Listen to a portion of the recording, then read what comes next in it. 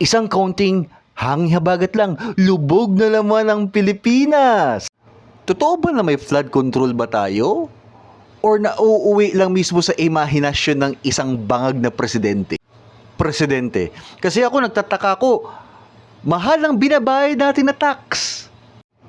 Kinuwaan pa mismo ang PhilHealth natin, which is kung may emergency, magamit natin yan.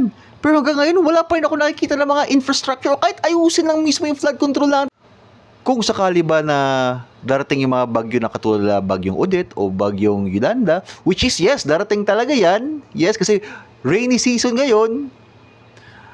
Makikita pa ba natin ang Pilipinas o lubog na ang Pilipinas? At makikita lang natin is West Philippine Sea. West Philippine Sea. Alam mo kung ano masasabi ko? Okay? PBM resign. Mag-resign ka na bago pa lumubog ang Pilipinas at makita namin ang West Philippine Sea at makita namin mismo yung mga Coast Guard na Chinese na dadaan mismo sa Manila. Kasi lubog na talaga tayo kasi bagsak ang iyong flood control. Gumagana lang yan sa imahinasyon mo.